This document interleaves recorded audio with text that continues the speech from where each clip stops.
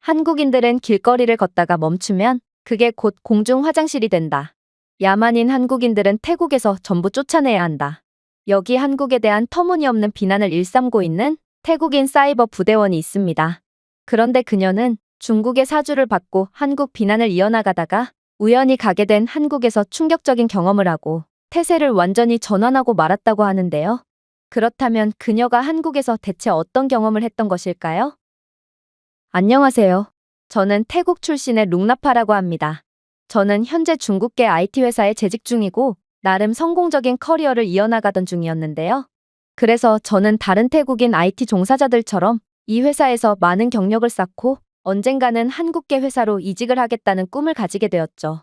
한국은 IT로 매우 유명한 국가고 한국계 회사에 입사하게 된다면 중국계 회사에서 받는 월급보다 최소 5배 이상은 받을 수 있기에 모든 태국인들은 한국계 회사에서 일하기를 원하거든요. 하지만 이렇듯 작은 소망을 갖고 열심히 일하던 제게 정말 뜻하지 않은 사건이 터지게 되었습니다. 그건 바로 한국의 태국에 대한 차별 문제였습니다. 태국인들은 한국을 무척이나 좋아하기에 한국 여행을 희망하는 사람들도 굉장히 많은데요. 그런데 최근에는 이렇듯 한국에 대한 호감을 바탕으로 한국에 여행을 갔던 태국인들이 전부 공항을 채 빠져나가지도 못한 채 추방을 당하고 있다고 했고, 심지어 한국에 체류하는 태국인들 또한 한국인들에게 숱한 차별을 당하면서 거의 사람 취급도 받지 못하고 있다고 했죠. 이건 정말 충격적인 상황이었습니다. 그리고 아무래도 IT 업계에 몸담고 있는 저로서는 일반적인 태국인들보다 한국을 훨씬 더 좋아하고 또 존경했기에 이에 대한 배신감도 상당히 컸죠. 하지만 더 충격적인 점은 따로 있었습니다. 바로 제가 재직 중인 회사는 한국과 태국의 관계가 악화되자마자 전혀 상상치도 못했던 업무를 하달하기 시작했거든요. 아무래도 이 회사는 중국계다 보니 사장부터 간부들까지 전부 중국인이거나 중국계였는데요. 그런데 이들은 갑자기 업무를 대대적으로 개편하겠다면서 기존의 업무를 전부 폐기하고 한국에 대한 사이버 여론 조작과 댓글 부대를 운영하는 걸로 업무를 바꿔버리더군요. 그리고 이 업무는 제 인생을 송두리째 흔들어 놓게 됩니다.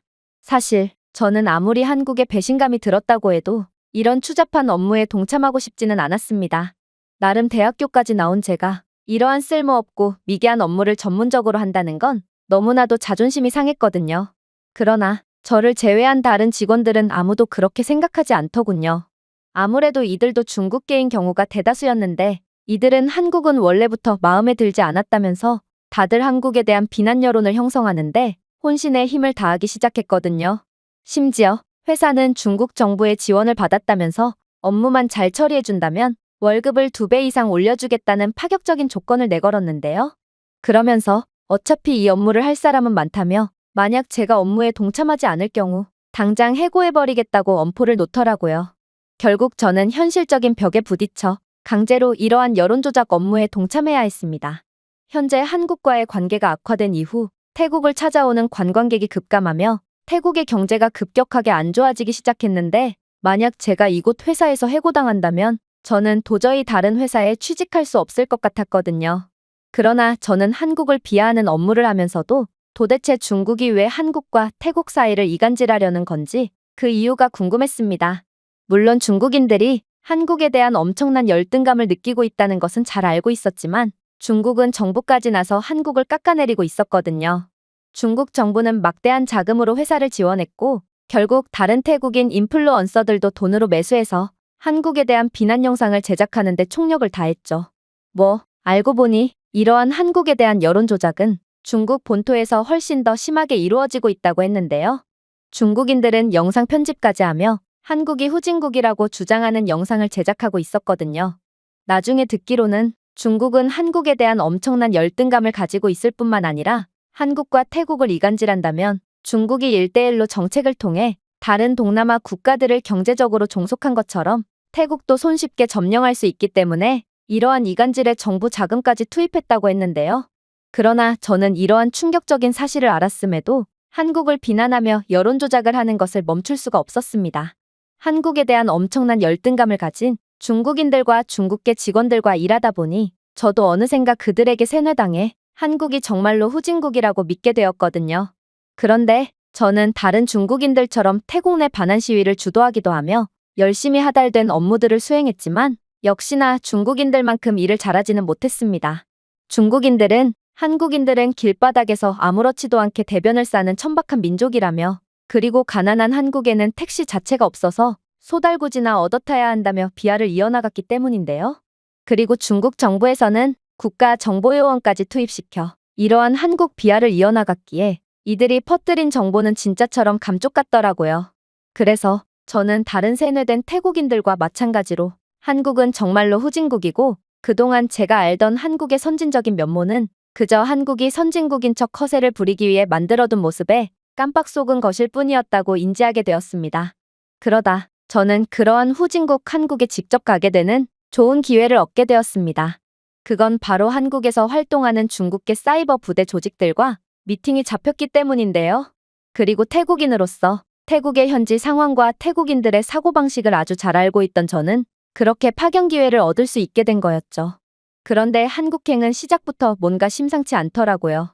왜냐하면 난데없는 항공기 결함이 발생하게 돼서 비행이 계속 지연되었는데, 또 비행 중에도 항공기에 결함이 발생해서 까딱하면 큰 사고로 이어질 뻔했고, 또 그만큼 추가적인 지연이 발생하게 되었거든요. 저는 이러한 태국 항공사의 안일함에 학을 떼고 말았습니다. 사실 부끄러운 말이지만 태국인들은 책임감이 없고 게으른 경우가 많은데요. 그래서 태국 항공사들은 비행기에 눈에 띄는 결함이 생길 때까지 사전 점검이나 정비를 하지 않는 경우가 많기에 갑작스러운 결함으로 인한 지연과 이러한 뜻하지 않은 사고가 종종 발생하곤 합니다. 저는 승객들의 목숨이 걸린 비행에서도 비용 등의 문제로 이러한 안일한 태도를 보이는 태국의 학을 떼면서 그렇게 한국에서의 일정을 시작하려고 했습니다. 그런데 저는 이내 전혀 상상치도 못한 경험을 하게 되었습니다. 왜냐하면 갑자기 한국인 공항 직원이 달려오더니 지연으로 인해 거의 하루를 통째로 날려버린 저를 포함한 승객들 전부에게 충격적인 말을 해오기 시작했거든요. 이번 장기 지연으로 인해 미리 예약해둔 교통편과 숙박 등 모든 계획에 차질이 생긴 분들에게 유감의 말씀을 드립니다. 아울러 인천공항 측에서는 공항을 이용해주신 여러분들의 피해를 위로하고 조금이나마 구제를 해드리기 위해 약소하게나마 혜택을 준비하게 되었습니다. 그러면서 그녀는 예상치 못한 지연으로 숙박 문제가 생긴 고객들에게는 공항 내에 위치한 호텔 숙박권을 제공하고, 교통예약 문제가 생긴 사람들에게는 공항을 편리하게 빠져나갈 수 있도록 공항 택시비 50% 할인 쿠폰을 제공하겠다고 했는데요. 사실 이건 인천공항 측의 문제가 아니었고 전부 승객들의 목숨을 담보로 안일한 비행을 펼친 태국 항공사 측의 문제였음에도 인천공항 측은 고객들의 편의를 위해 이러한 놀라운 서비스를 제공한다는 점이 정말 믿기지가 않았습니다. 이건 분명히 태국이 잘못한 일이었음에도 전부 한국이 책임져 준 것과 다름없었거든요. 저는 태국에서 듣던 것과는 다른 이러한 상황에 어리둥절할 따름이었습니다. 한국은 분명 태국인들을 차별한다고 했지만 제가 실제로 겪은 한국은 저와 함께 한국에 방문한 태국인들을 전혀 차별하는 법이 없었고, 심지어 저를 포함한 많은 태국인들은 한국의 최첨단 수속 시스템을 통해 3초 만에 한국에 입국했으며 전 세계 어디에서도 받을 수 없는 환대까지 받을 수 있었거든요. 저는 애초에 한국의 태국에 대한 차별이 존재하긴 하는 건가 싶어 당황할 따름이었는데요. 아무래도 태국인들이 이런 한국에서 차별을 받았다면 그건 분명 태국인들이 잘못을 했거나 아니면 이 모든 것이 중국의 이간질로 인해 상황이 악화된 걸 수도 있다고 생각했습니다. 아무튼 그렇게 저는 처음 와본 한국에서 충격적인 경험을 한 뒤 친절한 한국인 공항 직원이 예약해준 택시를 탑승하게 되었죠. 사실 저는 택시의 퀄리티에 대해서는 그다지 기대하지 않았습니다. 왜냐하면 분명 중국인들은 가난한 한국은 30년은 넘은 고물 자동차도 택시랍시고 검은 매연을 뿜어대며 운영하고 있고, 이마저도 없어서 서울을 제외한 곳에서는 소달구지에 탑승하며 겨우 이동하고 있는 게 현실이라고 했거든요. 그래서 저는 자동차 박물관에 전시를 해야 될 수준의 구식 자동차가 저를 반겨줄 거라고 생각했습니다. 그러나 현실은 완전히 다르더군요. 도착한 택시는 현대 브랜드의 최신 전기차였고, 심지어 공항을 오가는 차량들을 보니 30년은 된 자동차는커녕 독일 브랜드의 고급 차량들과 현대 브랜드의 고가의 전기차들이 즐비해 있었기에 저는 이러한 생각했던 것과는 완전히 다른 한국의 부유한 모습에 까무러칠 수밖에 없었습니다. 하지만 한국의 택시는 뭘 이런 걸 가지고 놀라냐는 듯 더욱 충격적인 장면을 보여주기 시작하더군요. 왜냐하면 한국인 택시 기사는 태국어를 구사할 수 있었기 때문입니다. 아니, 정확히 말하면 한국인 택시 기사는 분명히 한국어를 구사하긴 했지만 한국 택시의 각 좌석에는 정체 모를 스피커가 달려 있었고 택시 기사의 한국어를 저절로 태국어로 통역해주고 있더라고요. 저는 이러한 도저히 믿지 못할 상황에 그대로 선체로 굳고 말았는데요. 그런데 택시기사 아저씨는 이런 저를 보고 깜짝 놀랄 말을 건네오기 시작했습니다. 이 택시는 인천공항 측에서 시범 운영 중인 외국인 전용 택시고 공항 직원은 당신의 국적을 태국이라고 설정했기에 좌석에 구비되어 있는 AI 기반 자동 통역 스피커는 제 한국어를 자동으로 태국어로 변환해 준 것입니다. 한국에서는 이러한 기술이 꽤나 상용화되어 있는데 태국은 아직인가 보군요. 저는 아저씨의 말을 듣고 경악을 할 수밖에 없었습니다. 저는 분명 IT 전문가였지만 살면서 이러한 놀라운 기술을 본 적은 단 한 번도 없었거든요. 그런데 어떻게 한국에는 택시에조차 당연하다는 듯이 이러한 최첨단 인프라가 구비되어 있을 수가 있단 말인지 저는 도대체가 예상에 들어맞는 법이 없는 한국의 모습에 할 말을 잃을 뿐이었습니다. 그러나 한국의 도저히 현실적이지 않은 기술력은 이게 시작이었어요. 일단 조수석 뒷면에는 제가 조작할 수 있는 전자 스크린 하나가 설치되어 있었는데요. 그런데 이 스크린은 다국어 시스템을 지원하며 제가 향할 도착지 주변에 볼만한 곳과 식당, 그리고 제가 원하는 곳을 입력하면 그곳에 대한 정보까지 제공해 주더라고요. 물론 이러한 정보는 QR코드를 통해 휴대폰으로 전송해주는 친절한 시스템까지 구비되어 있었습니다.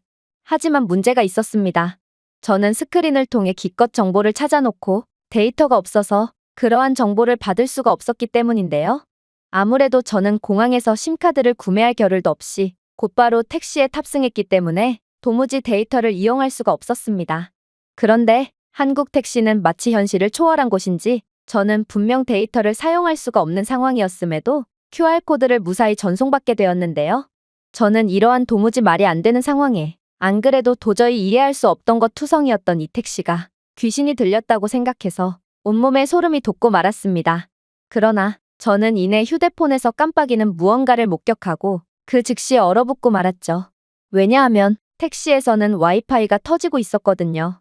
이건 도무지 현실적이지가 않은 상황이었습니다. 아니, 도대체 어떤 자동차에서 와이파이가 터질 수가 있단 말인가요? 저는 한평생 와이파이가 터지는 자동차에 대해서는 들어본 적도 없었고, 그래서 이게 도대체 무슨 상황인가 싶어서 택시 기사에게 따지듯 물어보게 되었습니다. 그런데 한국인 택시 기사는 무슨 뚱딴지 같은 소리를 하냐는 듯 쳐다보더니 이내 경악을 금치 못할 답변을 해오기 시작하더라고요. 그게 무슨 소리예요?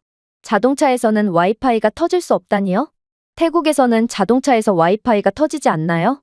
글쎄요, 이건 관광객 전용 택시고 한국의 모든 관광객 전용 택시에는 와이파이 공유기를 설치한 상태거든요. 그리고 와이파이가 잘 작동하는 건 한국의 버스도 마찬가지죠. 오히려 한국인들은 자동차에서 와이파이가 터지지 않는 상황을 더욱 이상하게 생각할걸요? 그랬습니다. 한국의 IT 인프라는 제가 감히 상상조차 하지 못할 경지에 이른 상태였던 것이고 저는 이러한 충격적인 상황에 그저 두 눈을 꼭 감을 뿐이었습니다. 도대체 이런 선진국을 보고 어떻게 가난하다느니 후진국이라느냐며 비난을 이어갈 수가 있었다는 말인가? 저는 여러 복합적인 감정을 느낀 채 허공을 응시할 뿐이었습니다. 그러면서도 제 마음속에서는 일련의 방어기제가 작동하기 시작했어요. 분명 중국인들 말로는 한국은 선진국인 척을 하기 위해 수단과 방법을 가리지 않는다고 했고 이건 분명 외국인 관광객용 공항 택시였으므로 한국인들은 외국인들에게 좋은 모습만을 보여주기 위해 이러한 공항 택시의 모든 인프라를 몰빵한 상태일지도 모른다고 생각했거든요. 그리고 이러한 한국의 보여주기식 인프라를 확인해 볼 수 있는 아주 좋은 기회가 있었습니다.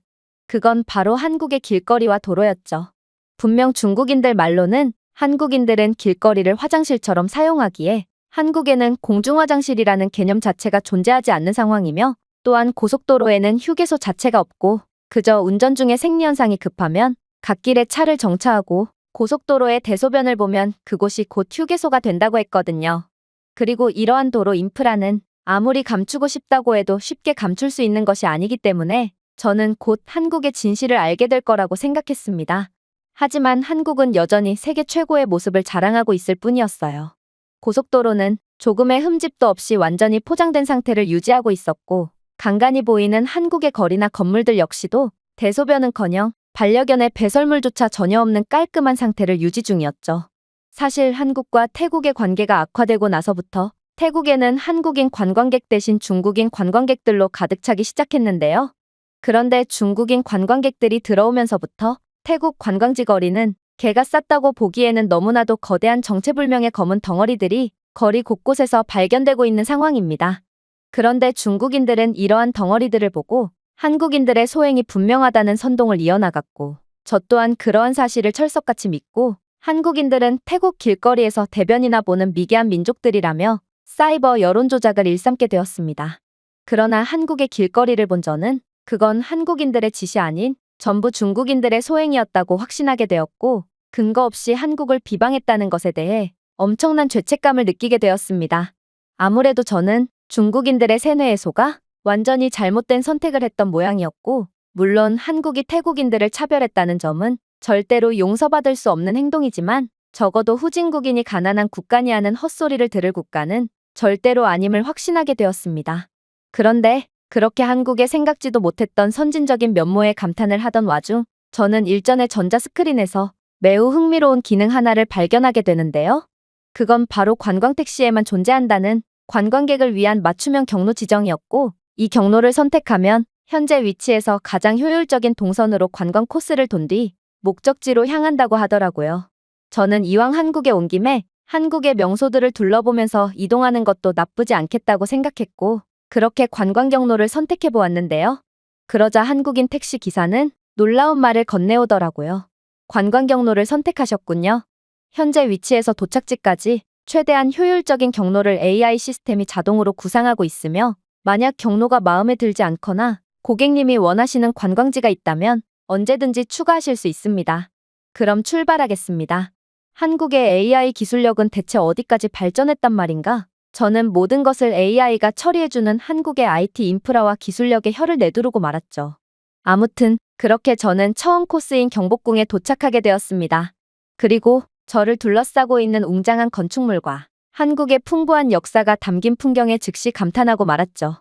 고대 궁정 건물과 멀리 우뚝 솟은 현대식 마철로가 어우러진 대조는 숨막힐 정도로 아름다웠고, 궁궐 주변의 산세가 평온함의 분위기를 자아냈기에 매우 신비로운 느낌마저 들었거든요.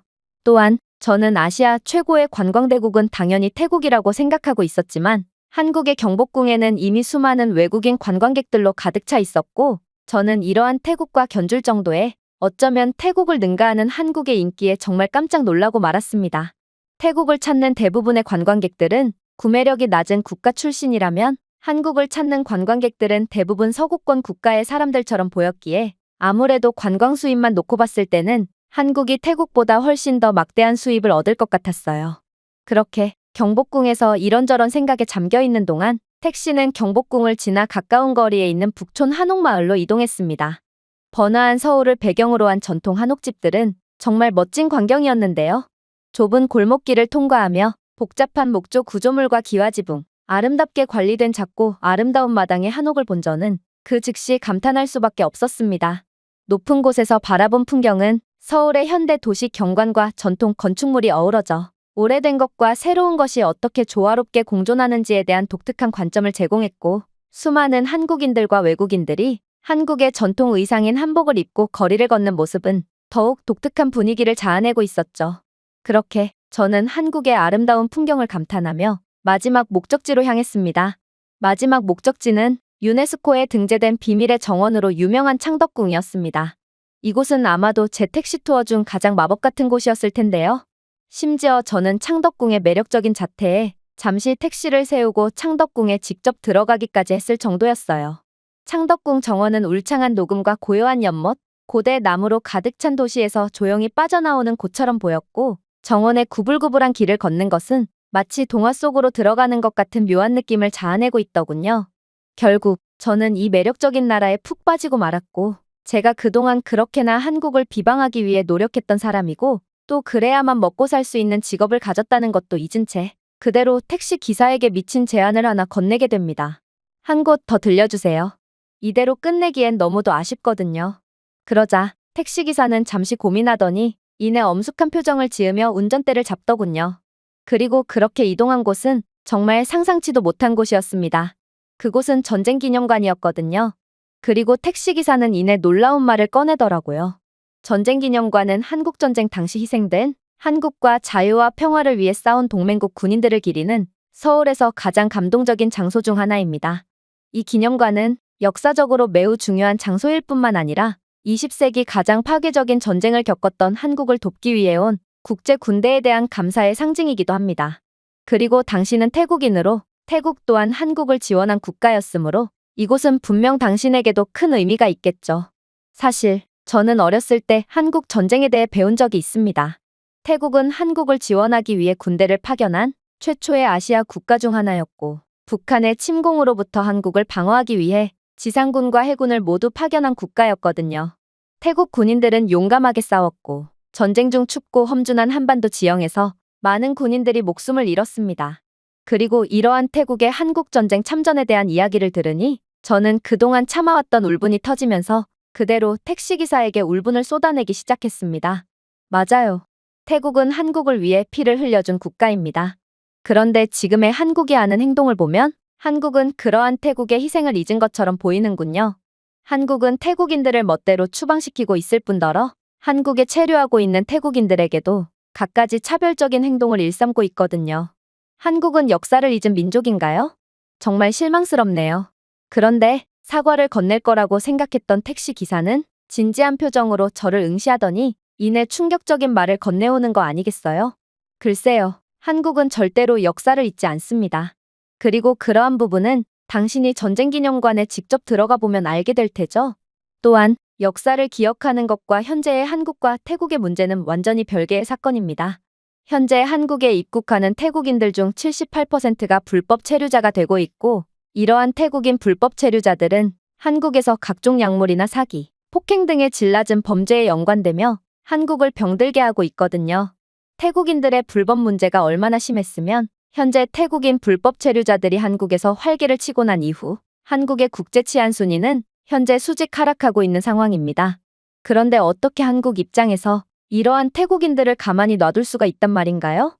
그리고 한국이 태국을 차별했다고 하는데 한국은 태국인에 대한 입국 요건을 더욱 철저하게 했을 뿐 합법적으로 입국하거나 체류하는 태국인들에게는 어떠한 차별도 가한 적이 없습니다.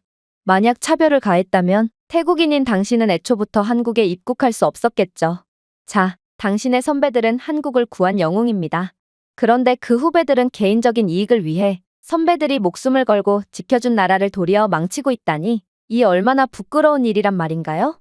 그러나 한국인들은 이러한 한국에서 불법적인 행동을 일삼는 태국인들을 비판하면서도 태국이 한국 전쟁 참전국인 고마운 국가라는 사실은 잊지 않고 기억하고 있습니다. 우리는 역사와 현재의 문제를 분리해서 생각하고 있다는 것이죠. 그러니 그러한 차별이라는 말은 삼가주시기 바랍니다. 이건 정말 충격적이었습니다. 그의 말대로라면 이건 한국의 잘못이 아닌 태국이 100% 잘못한 일이 맞았거든요. 그리고 이러한 사건에도 감정적으로 대응하지 않는 한국인들과는 달리 태국인들은 아무리 중국에 선동당했다지만 매우 감정적으로 행동하며 한국인들에 대한 사적 제재를 가하고 있는 상황이었습니다. 결국 저는 엄청난 부끄러움을 느낄 수밖에 없었고 그렇게 고개를 푹 숙이며 도망치듯 택시에서 나와 전쟁기념관을 돌아보기로 했어요. 그리고 이곳 전쟁기념관을 둘러보자마자 한국은 절대로 역사를 잊지 않는 민족이구나를 단번에 느낄 수 있었죠. 왜냐하면 한국은 전쟁에서 목숨을 잃은 모든 군인들의 이름, 심지어 외국 군인 태국 군인들의 이름까지 기념관 벽에 새긴 상태였고 이들의 희생이 결코 잊히지 않도록 하고 있었거든요. 그리고 많은 한국인 방문객들은 현재 한국과 태국의 갈등 상황에도 불구하고 한국을 위해 싸우다 순직한 태국 군인들을 위해 함께 눈물을 흘리고 있었습니다. 이건 70년이 넘게 지난 일이었음에도 말이죠. 심지어 한국은 태국군이 한국전쟁에서 활약한 이야기를 사진과 유물, 실물 크기의 모형을 통해 관람객들에게 공개하고 있었고 태국을 비롯한 다른 참전국들이 없었다면 지금의 한국은 없었을 거라는 점을 강조하며 희생자들에 대한 놀라울 정도의 감사와 마음을 표하고 있더라고요. 저는 일전에 택시 기사의 말처럼 저희의 선배들은 목숨을 바쳐 민주주의 수호를 위해 싸웠지만 지금의 저희는 그러한 한국을 오히려 망치고 있다는 점에 엄청난 부끄러움을 느꼈고 결국 태국 선배님들에 대한 존경, 그리고 부끄러움 등 여러 복합적인 감정이 들어 그만 눈물을 쏟고 말았습니다. 그리고 택시로 다시 돌아오면서 저는 여러 생각을 하게 되었습니다. 한국과 태국은 그간 좋은 관계를 유지해 왔는데 중국은 양국 간에 일어난 이러한 사소한 분쟁을 놓치지 않았고 어떻게든 한국과 태국 사이를 이간질하려고 불협화음을 일으키고 있거든요. 사실 중국은 한국 전쟁 당시 주요 적대국이었고 수십만 명의 군인을 파견하여 태국을 포함한 유엔군에 맞서 싸웠는데요. 중공군의 이러한 명분 없는 참전 때문에 피해는 훨씬 더 커졌고 한국이 현재 분단국가로 남은 이유도 전부 중국 때문이라고 할 수 있죠. 그런데 중국은 현대에 들어서도 한국을 시도 때도 없이 견제하며 태국에도 상당한 정치적, 경제적 영향력을 행사하여 한국과 태국 관계의 긴장을 조성하고 있습니다.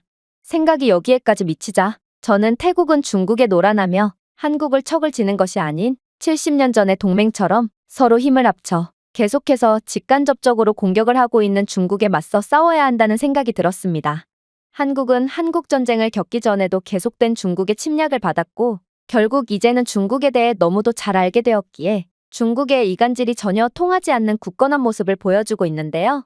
그러나 태국은 너무나도 취약한 모습을 보여줄 뿐이었고 저는 태국만 잘한다면 저희는 다시금 중국을 상대로 잘해나갈 수도 있을 거라는 생각이 들었습니다.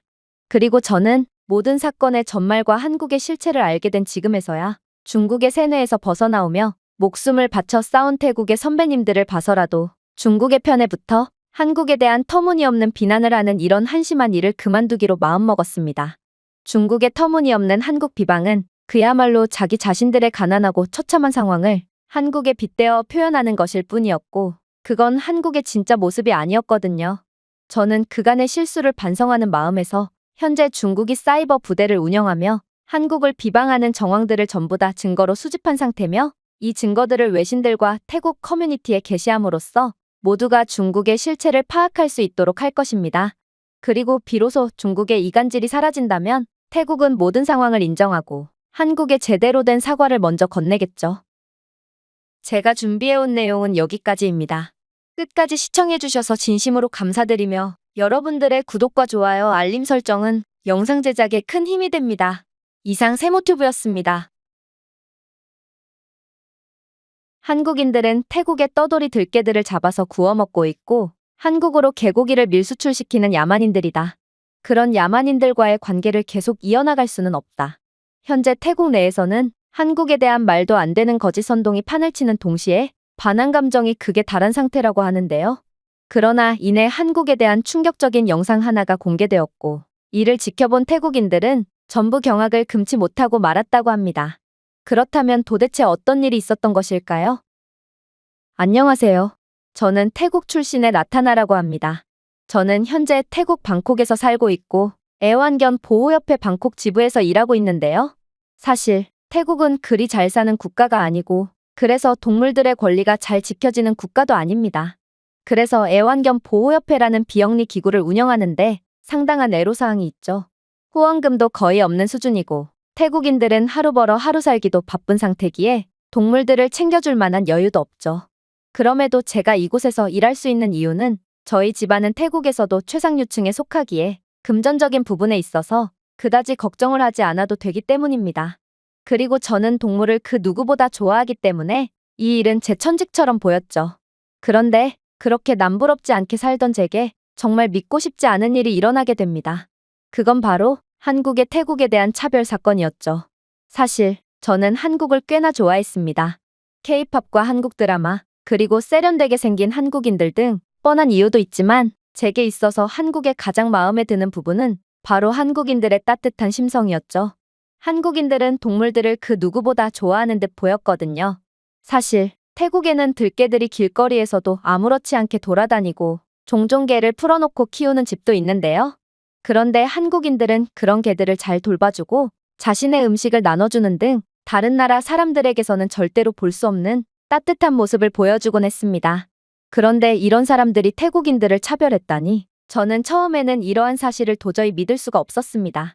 그러나 한국은 정말로 공항에 도착한 태국인들을 명확한 사유도 없이 내쫓았으며 한국 내 태국인 체류자들에 대한 무지막지한 차별 대우를 가했다고 했는데요. 그리고 태국 정부의 항의에도 한국은 눈 하나 깜짝하지 않고 태국인에 대한 입국 요건을 강화할 뿐이었고 결국 양국의 관계는 급속도로 악화되기 시작했죠. 결국 저는 그렇게나 따뜻했던 한국인 관광객들을 더는 볼 수가 없게 되었습니다. 그리고 그 즈음 저는 충격적인 사건을 겪게 되었습니다. 바로 제가 보호소에서 돌보던 녀석들을 비롯하여 방콕 길거리에 돌아다니는 들개들이 갑자기 사라지기 시작한 거였는데요. 이건 정말 이상한 상황이었습니다. 태국인들은 심성이 착해서 절대로 동물들에게 해를 가할 사람들이 아니었거든요. 그리고 저는 자연스레 그 범인을 중국인들이라고 생각하게 되었어요. 왜냐하면 한국인 관광객들이 뚝 끊긴 이후 태국에는 오직 중국인 관광객만 남게 되었기 때문인데요. 태국 정부는 한국인 관광객의 급감으로 인해 생긴 막대한 적자를 중국인 관광객을 받아들이는 방식으로 해결하려고 했고, 결국 한국인들의 빈자리는 중국인들로 채워지게 되었거든요. 그리고 중국인 관광객들은 동물 보호구역에 있는 동물들에게 이유 없이 폭행을 한다거나, 심지어 혼자서는 아무것도 못하는 중국인들은 여럿이 모이면 어디서 자신감이 생겼는지 태국 현지인들까지 폭행하며 괴롭힌다고 했기에, 저는 이러한 미개한 시민의식을 가진 중국인들이 들개와 보호소 내의 동물들에게 해코지를 했다고 확신하게 되었습니다. 하지만 이러한 제 의심은 얼마 가지 못했어요. 그건 바로 중국인 친구 야친 때문이었죠. 야친은 태국으로 사업을 하러 온 가족들을 따라 어렸을 때부터 태국에서 자란 중국인인데요. 그녀는 저와 같은 사립학교를 나왔고 늘 함께 지내며 친하게 지냈죠. 저와 그녀의 유일한 차이라면 한국을 무척이나 좋아하는 저와는 달리 야친은 한국 소리만 들으면 거의 발작을 했을 정도로 한국을 미워했다는 것입니다. 그녀는 한국인들의 시민의식은 형편없고 한국은 나라 자체가 중국을 따라한 가짜라며 매번 한국에 대한 험담을 하곤 했거든요. 아무튼 그녀는 중국인들이 절대로 그런 짓을 했을 리가 없다며, 중국인들은 동물들을 무척이나 아끼는 따뜻한 사람들이고 한국인들은 개를 먹는 야만인들이기에 최근 들어 태국 전역에서 들개들이 사라진 건 전부 한국인들의 소행이라며 고래고래 소리를 질렀거든요. 이건 정말 이상했습니다. 아니, 이젠 더 이상 태국 내에 한국인들이 존재하지 않는데 어떻게 있지도 않은 한국인들이 태국의 들개들을 훔쳐갈 수가 있단 말인가요? 그리고 들개들이 사라지기 시작한 시점은 정확히 중국인 관광객들이 태국으로 들어오기 시작할 때와 겹치므로 저는 중국인인 야친이 괜히 한국의 탓을 하며 중국을 옹호하는 거라고 생각하게 되었습니다. 하지만 그녀는 계속해서 한국은 전 세계에서 유일하게 개를 먹는 나라고, 한국에는 개를 방망이로 패는 스포츠까지 존재하는 야만적인 국가라며, 한국인들은 겉으로는 선진시민 인척을 하기 위해 점잖아 보이지만 속은 그 누구보다 새까만 비열한 민족이라며 침을 튀어가며 말을 이어나갔죠. 저는 처음에는 그녀의 말을 한 귀로 듣고 한 귀로 흘렀지만 이내 더 이상 참을 수가 없게 되는 사건을 겪고 맙니다. 그건 바로 제가 키우는 애완견 3마리가 동시에 사라져버렸기 때문이죠. 제 애완견들은 워낙 자유분방한 녀석들이라 종종 집 앞에 풀어놓긴 했어도 녀석들은 단 한 번도 집에 안 돌아온 적이 없고 늘 해가 지기 전에 집으로 돌아오곤 했는데요. 그런데 한 마리도 아니고 애완견 3마리나 동시에 사라지다니, 이건 이상해도 너무나도 이상했습니다. 그리고 녀석들은 제 인생 대부분을 함께한 소중한 친구들이었기에 저는 그만 이성의 끈을 놓아버리고 말았습니다. 그리고 야치는 이때를 놓치지 않았죠. 라타나, 내가 뭘 했어? 이건 전부 한국인들의 소행이 맞다니까? 실제로 나와 내 중국인 친구들은 태국 길거리에서 들개를 훔치는 한국인들을 수도 없이 봤고, 한국인 관광객들은 다들 가난해서 식비를 절약하기 위해 들개를 잡아서 몰래 구워 먹고 있다더라. 이건 놀랄 것도 없어. 한국인들은 개고기를 먹는 민족이잖아. 내가 평소에 그렇게나 좋아하는 코리안 비비큐도 사실 삼겹살이 아니라 개고기로 만든 음식인 거 알아? 심지어 가난한 한국 현지에서는 들개뿐만 아니라 남의 집 애완견까지 훔쳐서 개고기로 섭취하고 있다더라. 저는 이런 극악무도한 소리를 위로랍시고 하는 야친을 당장 쫓아내버렸지만 반려견을 잃은 슬픔으로 이성을 잃은 제게는 사리분별을 할 능력이 전혀 없었습니다. 심지어 태국 뉴스에서는 현재 태국에서 엄청나게 화제인 들개들의 연이은 실종 사건을 대대적으로 보도하기도 했는데요. 이들 언론사는 웬 동양인들이 들개를 훔치는 장면들과 수십 수백 마리의 들개를 손질해서 어디론가로 옮기는 장면 등을 포착해서 그대로 뉴스로 송출했기에 태국 전역은 난리가 났죠. 그리고 중국계 태국인들과 태국 내 중국인들은 저 동양인들은 전부 한국인이라며 거의 선동 수준으로 목소리를 높였고, 결국 안 그래도 반한 감정이 극에 달해 있던 태국인들은 이에 홀랑 넘어가서 저 동양인들은 분명 한국인일 거라며 폭주하게 되었습니다. 결국 이는 태국 내 한식당에도 큰 피해로 작용했어요. 태국 내 한식당의 고기들은 전부 들깨들을 납치해서 얻은 계곡이라는 소문까지 돌았고, 중국인들의 선동에 넘어간 태국인들은 한식당에 단체로 침입해 가게를 깨부순다거나 얼마 있지도 않은 한국인 관광객들에게 묻지마 폭행을 가한다거나 하며 보복을 이어나갔죠. 그리고 저 또한 반려견과 보호소 내 동물들을 잃었다는 슬픔에 지배된 상태였기에 저는 야만적인 한국인들은 그런 짓을 당해도 싸다고 생각하게 되었습니다. 그러다 중국인 야치는 제게 충격적인 제안 하나를 건네오더군요. 그녀는 한국인들이 훔쳐간 제 반려견들은 아직 살아있을지도 모른다며 한국인들은 분명 한국의 개고기를 내다 팔기 위해 반려견들을 한국으로 끌고 갔을 게 분명하고 만약 한국의 후진적인 모습들을 취재해서 사건을 더욱 키운다면 아마 압박을 못 이긴 한국인 개장수들이 제 반려견을 포기하고 돌려줄지도 모른다며 저를 설득했거든요. 사실 저는 그녀가 저를 이용하려고 한다는 것을 이미 알고 있었습니다. 야치는 태국 내 중국 신문사에서 일하고 있고 그녀는 한국을 날조하며 가난하고 후진적인 국가라며 비판하는 기사를 주로 쓰고 이는 태국 내 중국인들이나 중국 본토에서 큰 인기를 얻고 있었거든요. 아무래도 야치는 제 반려견을 찾아준다는 명목으로 한국에 가서 후진적인 면모를 함께 취재하기 위해 저를 끌고 가려는 듯 보였습니다. 그러나 저는 이용을 당하더라도 반려견을 찾을 일말의 가능성이라도 있다면 순순히 이용당해줄 의향이 있었습니다. 그래서 그 누구보다 한국에 대한 후진적인 모습들을 잘 취재해서 꼭 반려견들을 되찾겠다는 결의를 다지게 되었죠. 그렇게 저는 한국으로의 여정을 시작했습니다. 사실 비행기로 이동하는 내내 저는 엄청난 불안감에 떨기도 했는데요. 한국은 태국인들을 보는 족족 추방해버리거나 구금해버린다고 했고 특히나 중국인 야치는 평소에도 그러한 한국인들의 차별행위에 대해 제잘되곤 했기에 제 불안감은 더욱 커져만 갔어요. 그리고 제가 드디어 한국에 도착했을 때 저는 정말 깜짝 놀랄 경험을 하게 되었습니다. 왜냐하면 한국인 공항 직원들은 태국 국적자인 제게 살갑게 대해주며 어떠한 차별행위도 하지 않았거든요. 또한 한국은 몹시 가난한 국가고 외국인을 맞이할 준비가 전혀 안 된 후진국이므로 한국어를 할 줄 모르면 한국 공항을 빠져나가는 것조차 불가능하다는 야친의 말과는 달리 한국 공항은 제가 본 공항 중에 가장 첨단화된 세계 최고의 공항처럼 보이더라고요. 저희는 무거운 짐을 직접 짊어지고 갈 필요조차 없이 그저 짐꾼 로봇을 통해 순식간에 짐을 옮길 수 있었을 뿐만 아니라 인천공항 곳곳에 위치해 있는 AI 비서 로봇은 태국어를 비롯한 전 세계 언어를 지원하고 있었죠. 그래서 저와 야치는 영어조차 할 필요가 없었고 손쉽게 공항을 빠져나갈 수 있었습니다. 이러한 최첨단 기술력과 따뜻한 환대로 가득 찬 한국이 후진국이자 차별을 일삼는 국가라니 저는 현재 태국 내에 퍼져 있는 반한 감정은 너무나도 과장되었다는 것을 곧바로 느낄 수 있었는데요.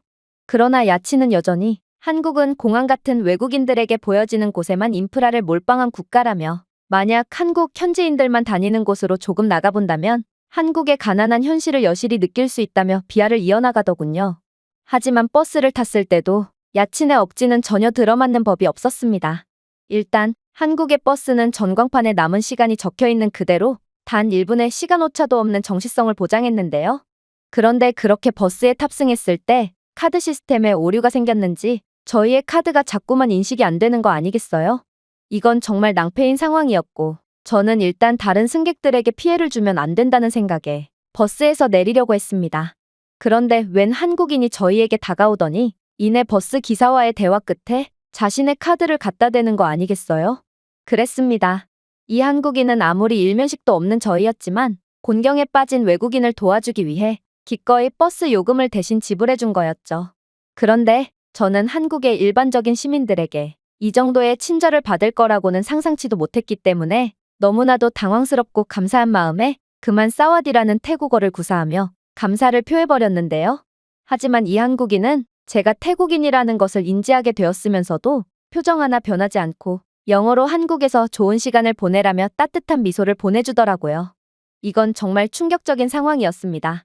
태국인들은 한국인 관광객이나 한국 상품을 판매하는 사람들만 보면 못 잡아먹어서 안달이난 상황이고 분명 야치는 한국인들은 태국인을 더 심하게 차별하면 차별했지 덜 하진 않는다며 한국인들에게 더 무지막지한 보복을 가하자며 선동을 이어나갔는데요.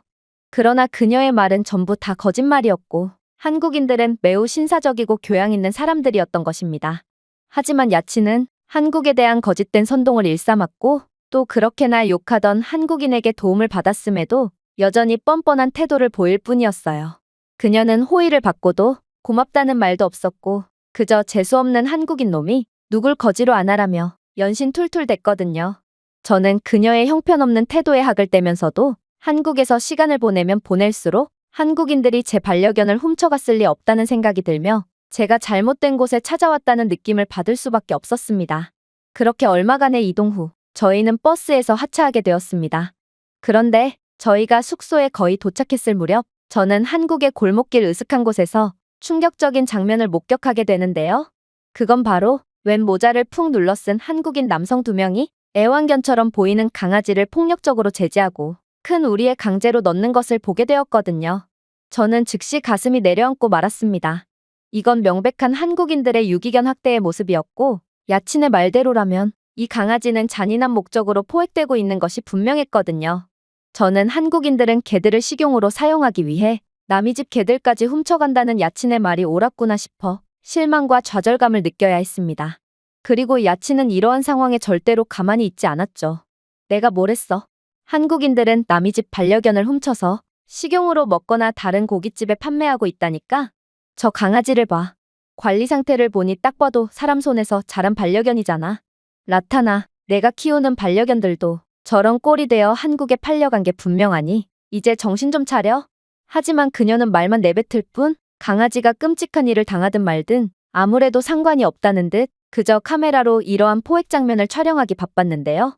그래서 저는 이러한 비인간적인 관행을 도저히 참지 못하고 한국인들의 야만적인 행동을 제지하기 위해 그들에게 접근하려고 했습니다.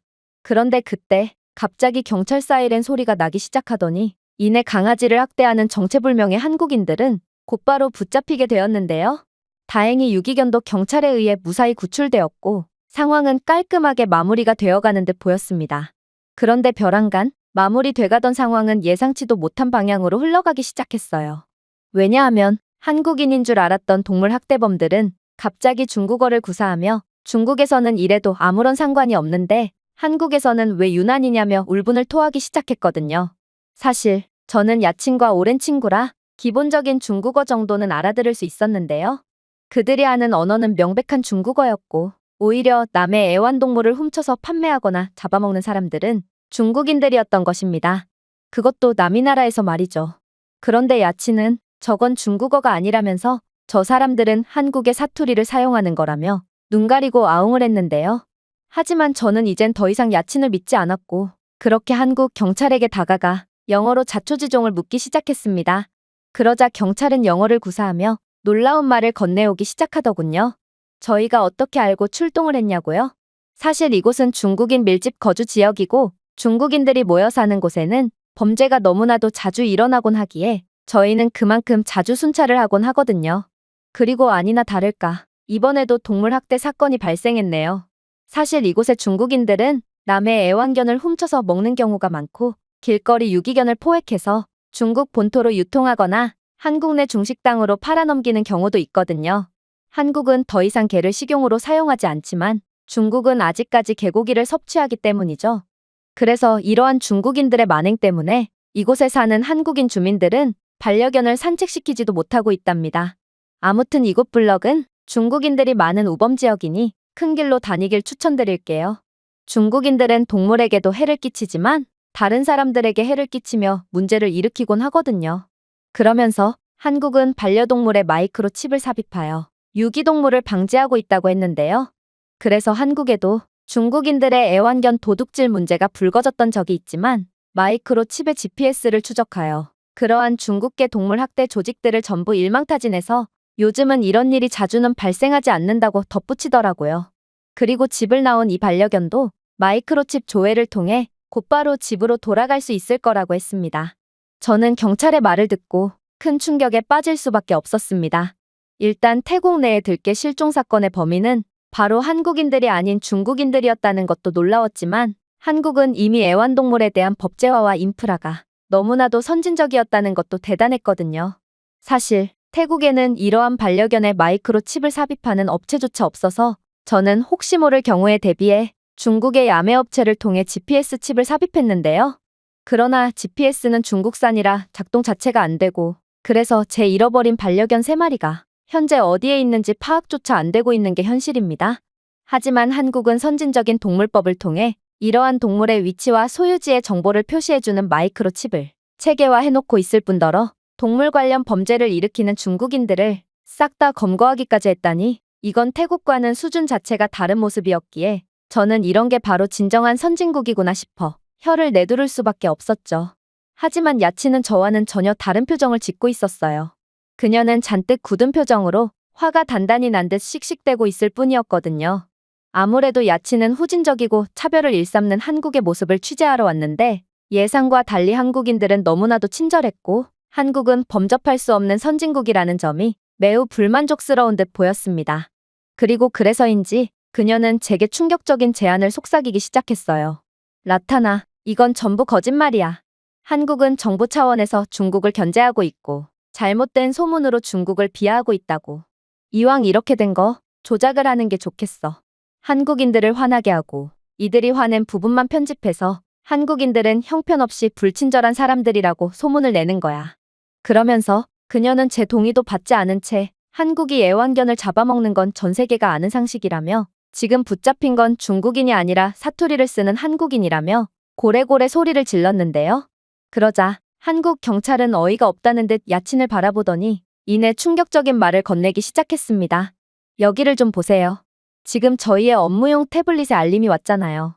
중국인 밀집 구역 같은 한국의 우범지대에서는 AI 기반 카메라가 사람들의 수상한 행동을 모니터링하고 학대와 같은 의심스럽거나 유해한 활동을 감지하고 있죠. 그리고 이 스마트 카메라는 공격적인 행동을 인식함과 동시에 지역 경찰 당국에 즉시 경고하여 신속한 대응을 하도록 하고 있습니다. 지금은 중국인으로 추정되는 남성 3명이 공공기물을 파손하고 동물을 학대하는 듯한 움직임을 취하고 있다는 알림을 보내줬네요. 그리고 근처에 있는 저희 팀 경찰들이 출발했으니 범인이 잡히는 건 시간 문제겠죠. 자, 이걸 보고도 아직도 모르겠나요? 한국에서 그것도 공공장소에서 동물을 학대하는 건 애초에 불가능한 일이고 애초에 한국인들은 힘없는 동물들을 괴롭히는 막대먹은 사람들이 아니란 말입니다. 그리고 중국인들은 남의 애완견을 잡아먹는 것도 모자라 중국 본토에서 유래된 이상한 스포츠까지 한국으로 가져온 상태인데요. 바로 차들이 쌩쌩 달리는 고속도로나 험한 산 중턱에 개를 묶어놓고 언제까지 사는지 내기를 하는 것이죠. 그러나 이러한 중국에서 유행하는 미개한 스포츠도 한국에서는 절대로 통용될 수 없습니다. 한국은 중국과는 차원이 다른 최첨단 기술력을 통해 위기에 빠진 동물들을 전부 다 구조하고 있거든요.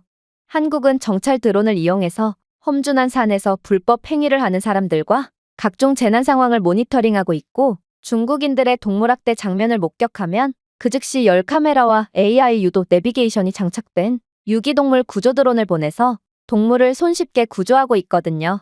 물론 숲, 도시 옥상, 그리고 사람이 진입하기에는 너무 위험한 고속도로 같은 경우도 같은 방식을 사용해서 전부 구조하고 있습니다. 또한 중국인들의 야만적인 행동은 이미 한국의 저조도 환경이나 혹독한 기상 조건에서도 동작하는 스마트 드론과 스마트 CCTV가 지켜보고 있으므로 전부 한국의 법에 의거하여 처벌받고 추방당하고 있죠. 이게 바로 중국인들이 한국에서 감히 활개를 치지 못하는 이유입니다. 한국의 기술 앞에서 중국인들은 그저 뛰어봐야 벼룩이거든요. 이건 정말 경악스러운 사실이었습니다. 어떻게 동물들을 그런 잔인한 방식으로 학대할 수가 있는지 중국인들은 정말 인간이 아니었던 거였죠. 또한 한국은 태국과는 달리 중국인들의 만행을 기술력 하나로 완전히 저지하고 있었습니다. 그런데 야친의 반응이 더 충격적이더군요. 그녀는 마치 중국인들이 이러한 미개한 짓거리를 일삼고 있다는 것을 이미 다 알고 있었다는 듯 그다지 놀라지도 않는 반응을 보였거든요. 그러면서 논점을 돌리기 시작했죠. 거짓말하지 마. 중국인들이 그럴 리 없어. 그리고 한국은 중국의 속국일 뿐이잖아? 속국인 주제에 어떻게 감히 대국인 중국인을 추방할 수가 있지? 라타나, 너도 말 좀 해봐. 한국은 태국인들을 차별하고 있을 뿐만 아니라 너희 집 애완견을 납치한 것도 전부 한국인들의 짓이잖아. 그러자 한국 경찰은 어이가 없다는 듯 피웃더니 이내 경악을 금치 못할 말을 해오기 시작했습니다. 뭐라고요? 한국이 태국인들을 차별했다고요? 이봐요. 정신 차리세요. 태국인들이 한국에서 무슨 짓을 저질렀는지 알기나 해요? 한국에 입국하는 태국인들 중 78%가 불법 체류자 신분으로 전환되고 태국인들은 한국에서 각종 약물 문제와 불법 업소 문제를 저지르며 한국을 병들게 하고 있다고요. 한 달 전만 해도 그래요. 태국은 서해를 통해 100여 명의 원정업소 여성들을 밀항시키려다가 적발되었고 이들은 그대로 추방당했거든요. 또한 몇 주 전에는 약물 관련 태국인 조직원들 100여 명이 일망타진되며 그대로 수감되었죠. 즉, 현재 한국에서 중범죄를 저지르는 사람들의 국적은 한국인들보다 태국인들의 수가 더 많을 지경에 이르렀다는 것입니다. 그런데 어떻게 한국을 보고 차별의 국가라고 할 수 있는 거죠? 그러면서 그는 제 쪽으로 몸을 돌리더니 충격적인 말을 이어나갔어요. 그리고 당신은 태국인임에도 중국인과 붙어서 한국을 욕하는 게 정말 어이가 없군요.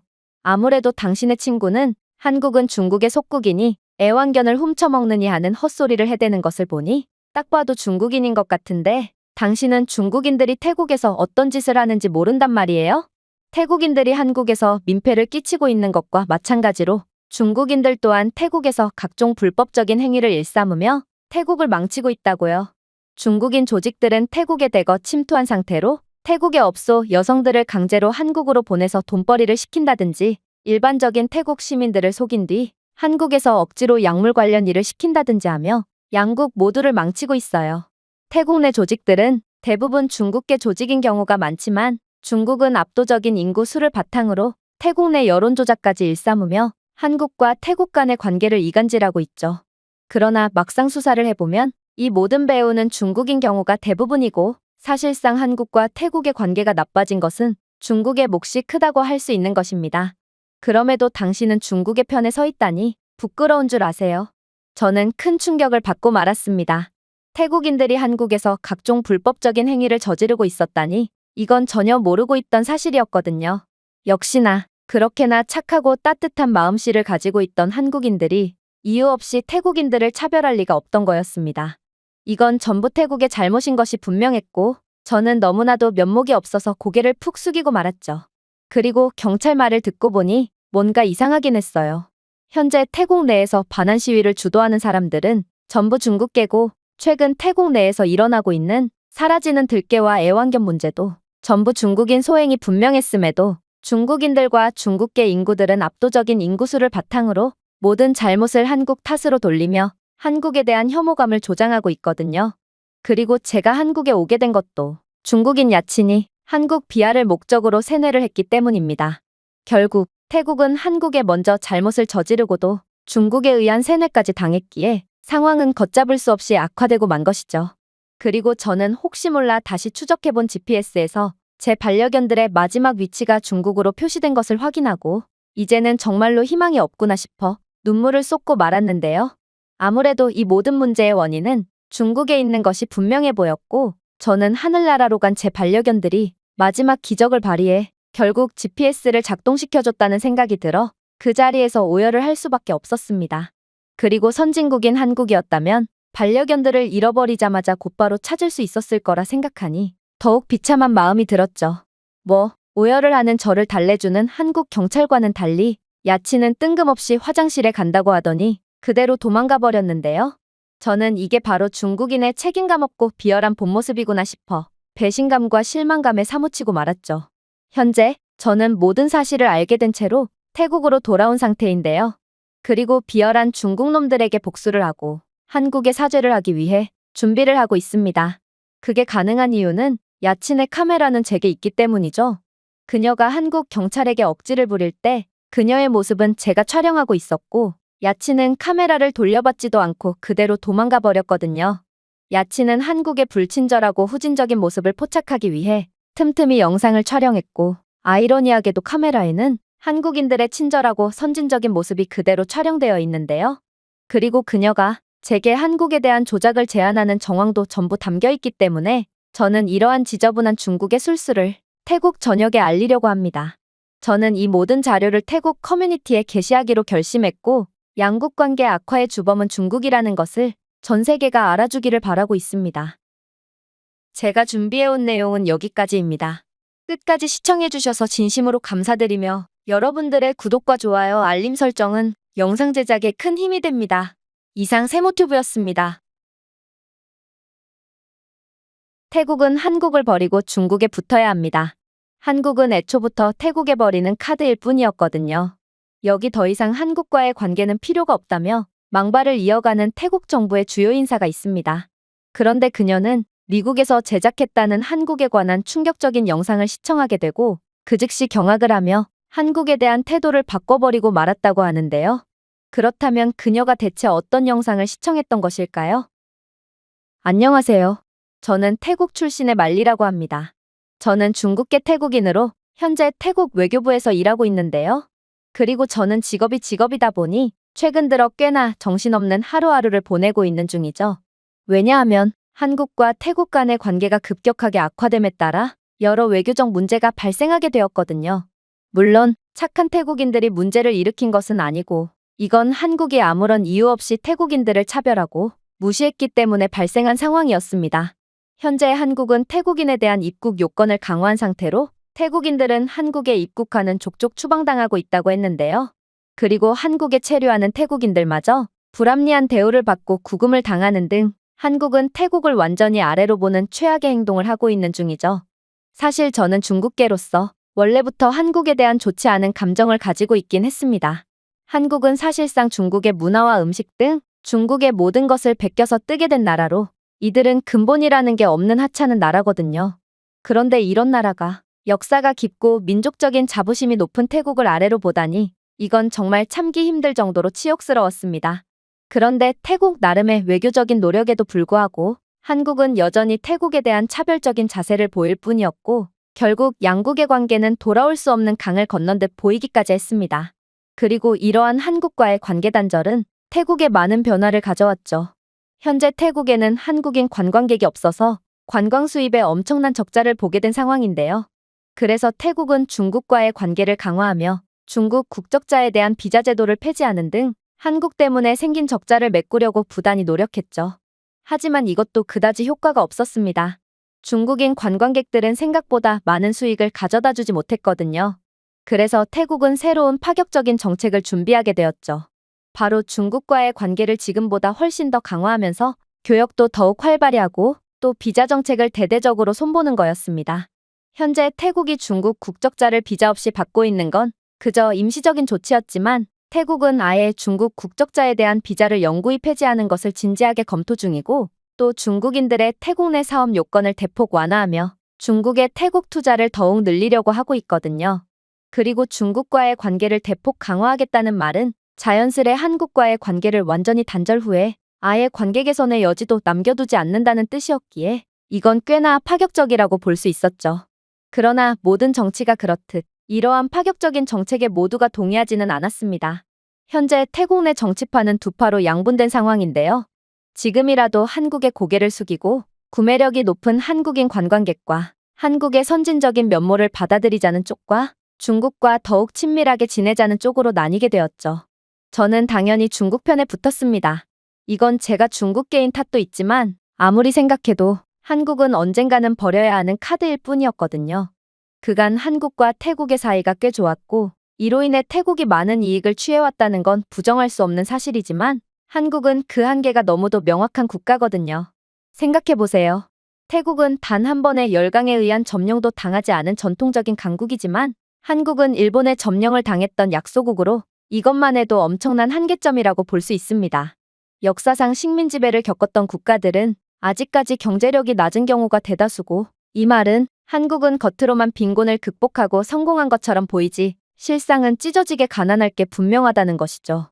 그리고 이에 대한 근거로 한국은 근본이라는 게 없다는 점을 꼽을 수 있습니다. K-팝, 한국 드라마, 한식 등 요즘 들어 한국의 문화가 꽤 유행한다는 것은 알겠지만 이건 사실상 중국의 것을 그대로 베껴왔을 뿐이거든요. 즉, 한국은 그 뿌리가 중국에 있고 이런 근본 없는 나라의 한계는 너무나도 명확하다고 할 수 있는 것입니다. 그런데 그렇게 한국의 분야, 태국의 분야를 씨름하다가 저는 우연한 기회에 충격적인 한국 관련 다큐 하나를 보게 되었습니다. 사실 저는 평소에 자주 보던 미국 언론사가 있는데 이 언론사는 한국의 충격적인 다큐멘터리를 공개했고 이 다큐는 현재 전 세계를 경악해 하고 있었는데요. 미국 언론사는 요즘 한국은 전 세계적으로 엄청난 관심을 받고 있고 갑자기 어디선가 툭 튀어나온 것 같은 한국에 대해 궁금해하는 사람들이 많아서 특집 다큐 영상을 제작했다고 하더군요. 저는 도대체 한국 따위가 뭐길래 태국 관련 다큐는 고사하고 태국에는 아예 관심조차 주지 않는 미국 유명 언론사가 한국 영상을 제작한 건가 싶어 열등감이 차오르면서도 한국이 대단하면 뭐 얼마나 대단한 나라인가 싶어 홀린 듯 다큐멘터리를 시청하게 되었습니다. 그런데 다큐멘터리는 시작부터 저를 충격의 도가니에 빠지게 만들었어요. 영상은 서두에서부터 한국은 세계에서 오직 하나뿐인 몹시 특이한 국가라며 열강에 의해 착취당한 국가는 선진국 반열에 절대 오를 수 없는 게 일반적인 경우라며 못을 박았는데요. 열강에 의해 착취당했다는 것 자체가 원래부터 경제력과 국력이 약했다는 증거고 요즘 같은 승자독식의 국제사회에서 원래부터 못 살던 국가는 절대로 위로 올라갈 수가 없다고 했거든요. 저는 그럼 그렇지 않은 표정을 지으며 픽 웃을 뿐이었습니다. 한국은 원래부터 가난한 근본 없는 국가고 그 말은 지금의 한국의 경제력은 전부 속빈 강정일 뿐이라고 생각했거든요. 하지만 아나운서는 이내 충격적인 발언을 해오기 시작하더군요. 그런데 한국은 조금 다릅니다. 한국은 원래부터 못 살던 국가가 아니었거든요. 아니, 이게 대체 무슨 소리란 말인가? 저는 중국계답게 중국의 역사에 대해서도 어느 정도 알고 있고 한국은 분명 중국의 속국쯤 되는 국가라고 배웠는데요. 하지만 미국의 유력 언론이 거짓말을 할 리도 없었고 저는 도대체 누구의 말이 맞는 건가 싶어 벙찔 수밖에 없었습니다. 그런데 아나운서는 이내 더욱 놀라운 주장을 해오기 시작하더라고요. 몇몇 중국인들은 한국을 자신들의 속국이라고 주장하곤 합니다. 그리고 중국인들의 인구가 14억이나 되기에 중국인들이 이러한 거짓 정보를 한 번씩만 말해도 우리 전 세계인들은 14억 번이나 그러한 말을 들어야 하죠. 그래서 우리 중 몇몇은 이러한 중국의 거짓 정보에 세뇌를 당했을 수도 있습니다. 하지만 저희 방송사에서 조사한 자료는 그 모든 세뇌를 뒤엎어버리죠. 한국은 중국의 속국이기는커녕 오히려 중국에 상당한 영향을 준 강력한 자치국가였거든요. 일단 이들의 고대 국가인 고구려 시대부터 봅시다. 놀랍게도 고구려는 아시아에서 가장 강력한 왕국 중 하나였습니다.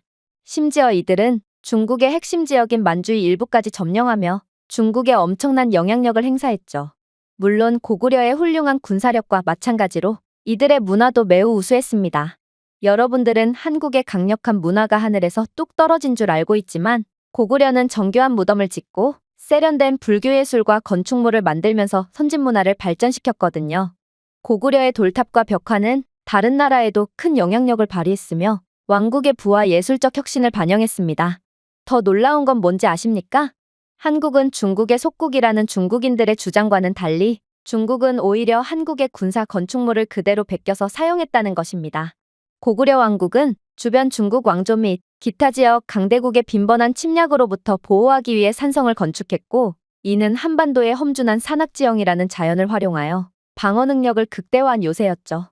중국의 수나라와 당나라 등 당대 최강의 나라들은 한반도를 수없이 침공했고 고구려를 비롯한 신라 등의 한반도 국가들은 산성을 통해 자신들보다 훨씬 많은 병력들을 효율적으로 상대했습니다. 결국 고구려를 점령하려던 수나라는 30만 명이라는 압도적 대군을 전부 잃고 나라 자체가 망해버렸고 당나라 또한 신라에 대패하며 한반도 밖으로 완전히 후퇴하면서 한반도 국가들의 강력함에 혀를 내두를 수밖에 없었습니다. 그리고 이러한 한국에 대한 패배 이후 중국군은 자신들의 방어 건축물에 고구려의 요새 건설 기법 요소를 채택하기 시작했고 특히나 당나라 시대에는 고구려의 산성 건설에 쓰인 다층성벽 및 성문과 같은 건축 요소를 그대로 사용했죠. 즉 한국은 고대시대부터 중국에 엄청난 영향을 주었고 문화적으로 번성했으며 경제적 군사적으로 중국을 능가할 만큼 강력한 국가였던 것입니다. 그 뒤를 이은 고려왕조 또한 마찬가지죠. 고려는 중국, 일본, 심지어 페르시아 지역과도 광범위한 무역을 했거든요. 주요 수출품으로는 도자기, 비단, 금, 인삼, 종이 등이 있었고 고려의 유명한 청자 도자기는 동아시아 전역에서 높은 평가를 받았으며 이러한 사치품의 무역은 고려가 부를 축적하는 데 도움이 되었습니다. 중국 송나라의 디자인과 예술 기법에 엄청난 영향을 미친 고려 청자와 고려를 부국으로 만들어준 실크로드와 해상무역을 본다면 한국은 지금 막 하늘에서 뚝 떨어진 국가가 아닌 고대부터 엄청나게 찬란한 문화와 강력한 경제력을 가진 선진국이었다는 것을 알 수 있을 테죠.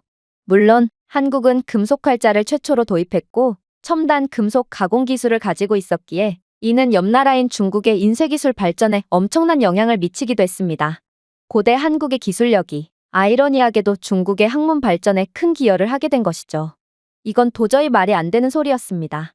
한국이 중국의 속국이 아니라 오히려 중국이 한국에 엄청난 영향력을 받은 국가고, 심지어 중국은 한국을 공격하다가 망해버리기까지 했다니, 이건 제 인생을 송두리째 부정할 정도로 충격적인 역사였습니다. 그러나 미국인 아나운서는 쉬지 않고 말을 이어나가더라고요. 자, 여기서부터 여러분들이 아는 한국이 나오게 됩니다. 한국전쟁 이후 한국은 고대의 선진국가에서 최악의 빈민국으로 전락하고 말았거든요. 그러나 한국은 1960년대부터 다시금 자신의 원래 자리를 되찾아가기 시작합니다. 한국은 철강, 자동차, 조선, 전자와 같은 중공업에 초점을 맞춘 일련의 경제개발 5개년 계획을 시행했고, 이로 인해 삼성, 현대, LG와 같은 여러분들이 아는 글로벌 대기업이 탄생하게 되거든요. 또한 한국은 수출 주도형 성장 모델을 채택하여 국제시장을 위한 상품 생산에 주력하기 시작했죠. 한국은 선박, 자동차, 반도체, 가전제품과 같은 고부가가치 상품을 수출함으로써 세계적인 무역 강국이 되었습니다. 수출로 창출된 수익은 한국의 GDP에 크게 기여하여 한국을 세계 최고의 경제대국으로 부상시켰죠. 그런데 여러분들은 충격적인 사실 하나를 간과하고 있습니다. 그건 바로 중국은 어김없이 이러한 한강의 기적을 모방했기 때문이죠.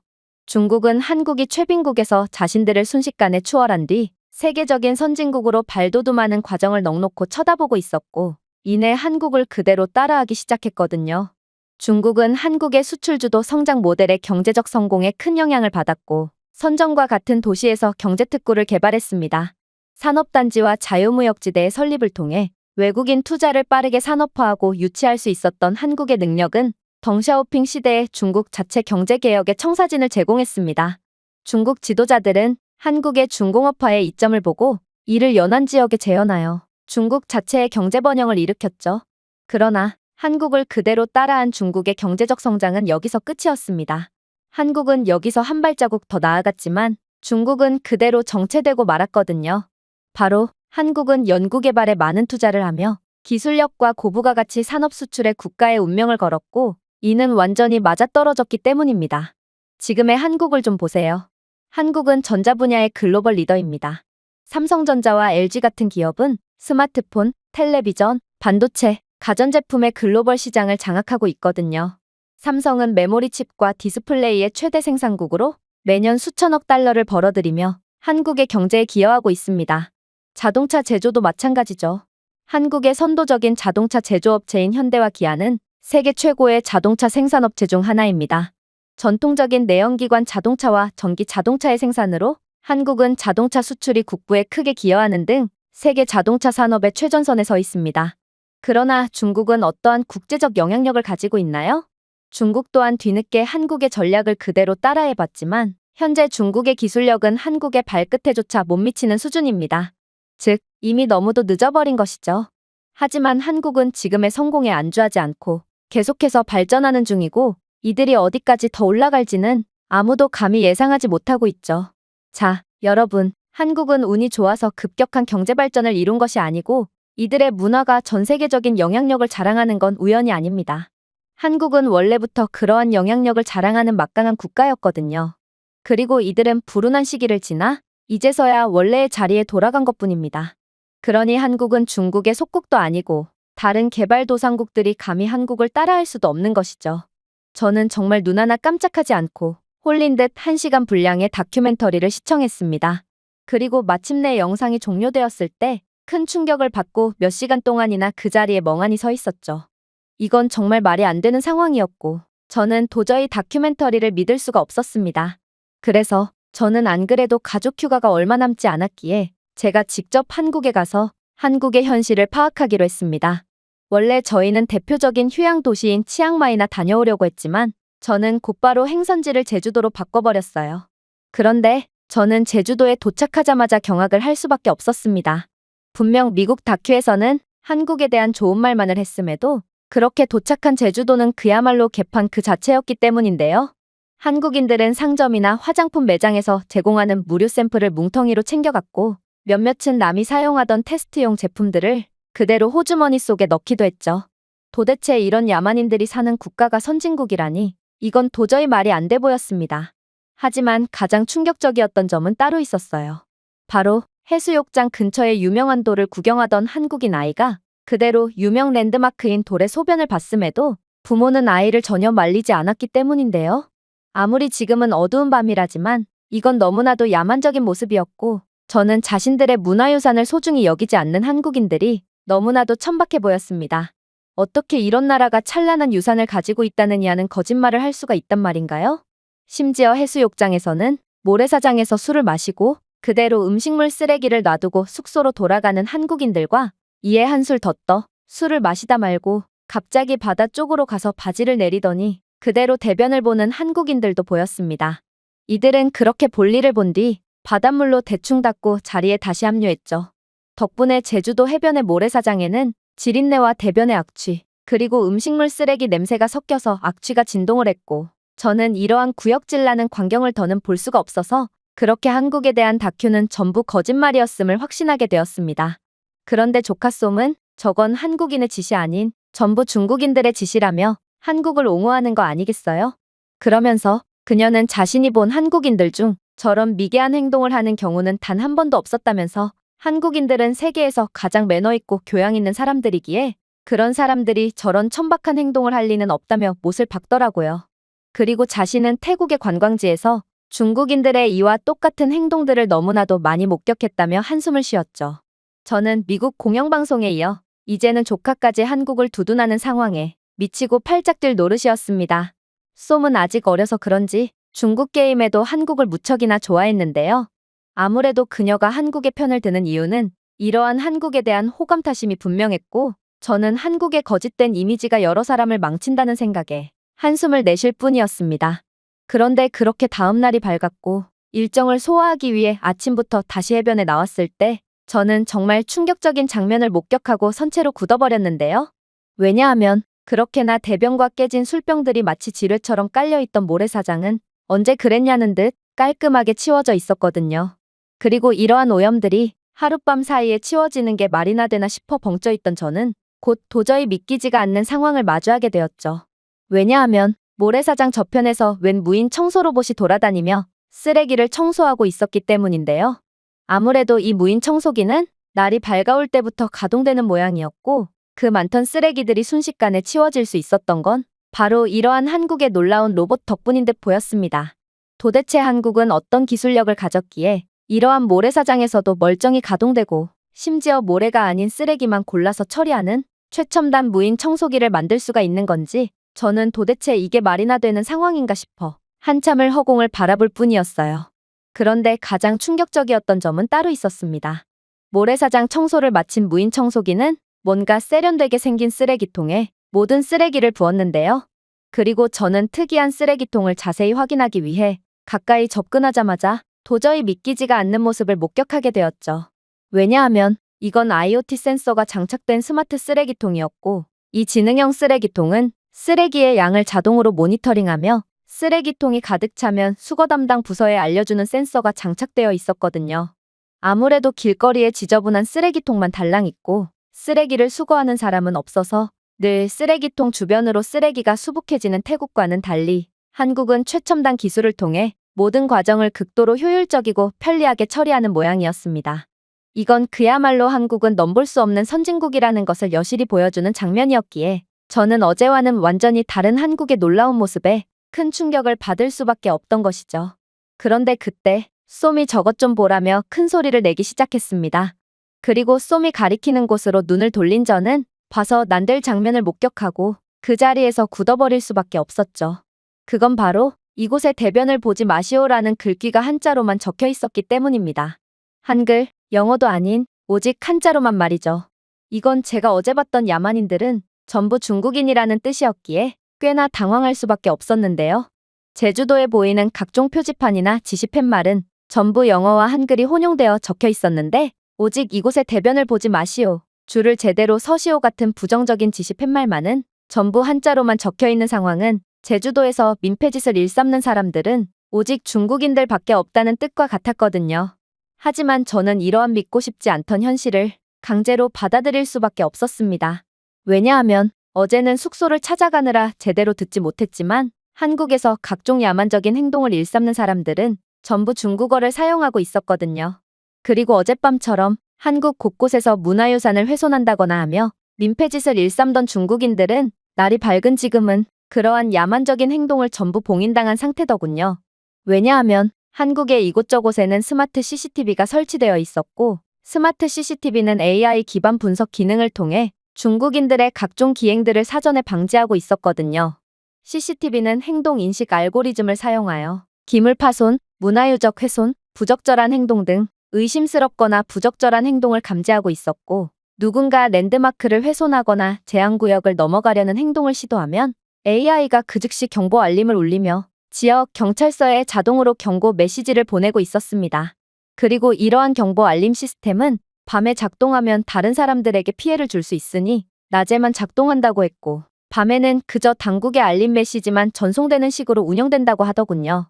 제가 어젯밤에 봤던 유적에서 소변을 보는 아이의 경우도 그러한 천박한 행위를 하자마자 한국 경찰에게 알림이 갔을 거라고 했는데요. 아무래도 중국인 가족은 결국 벌금을 내야 했을 것이 분명했고, 남이 나라에서 민폐 행동을 한 대가를 톡톡히 치러야 했겠죠. 또한 한국의 공항, 지하철역, 주요 관광지와 같은 지역에서는 안면인식 기술이 감시 시스템에 통합되어 있고, 이를 통해 성가신 행동이나 범죄 활동을 한 전력이 있는 개인을 신속하게 식별하고 있다고 했는데요. 특히나 어제 봤던 화장품 샘플을 여러 번 받아가거나 뭉텅이째로 들고 간 중국인들, 그리고 테스트용 제품을 몰래 훔쳐간 중국인들은 전부 카메라에 인식된 상태로 다음번에는 아예 출입이 금지되거나 시스템에 의해 행동이 표시된다고 했습니다. 알고 보니 제주도는 중국인들이 비자 없이 유일하게 갈 수 있는 한국의 관광지였고, 그래서 중국인들은 제주도에서 각종 기행을 일삼으며 한국을 병들게 하고 있다고 했는데요. 그래서 보다 못한 한국은 제주도를 특별관리구역으로 선포하고 이러한 최첨단 인프라를 구비해두며 시범적으로 중국인들의 진상짓을 막기 시작했다고 했죠. 그리고 이러한 인프라 덕분에 범죄를 저지른 중국인들은 제법만은 절대로 저지르지 못했고, 또 적어도 낮에는 감히 한국에서 허튼 짓을 할 엄두를 못 내고 있던 거였습니다. 그야말로 한국은 중국인들의 민폐짓을 기술력 하나로 완전히 극복해낸 것이고, 저는 한국의 이러한 믿기지 않는 저력에 큰 충격을 받을 수밖에 없었습니다. 그렇게 저는 후진적인 면모를 파악하러 왔던 한국에서 연이어 경악스러운 경험을 하게 됐고, 정신이 쏙 빠진 채 태국으로 돌아오게 되었는데요. 그리고 혹시 몰라 들러본 태국의 관광지는 중국인 관광객들에 의해 완전히 초토화된 상태였기에 저는 이게 바로 한국과 태국의 수준 차이구나 싶어 깊은 생각에 잠기고 말았죠. 한국은 기술력 하나로 중국인들의 천박한 행동들을 사전 방지하고 있었다면 태국은 그러한 기술력이 없으므로 이 모든 피해를 고스란히 입고 있었던 것입니다. 모솜의 말처럼 중국인들은 태국의 신성한 사찰이나 유적지의 대소변을 본다거나 하며 태국 관광지를 완전히 괴멸시키고 있었는데요. 저는 아무리 중국계더라도 아무튼 태국인이었고, 만약 더 이상의 중국인들을 받는다면 태국은 분명히 망해버리고 말 거라는 확신이 들었습니다.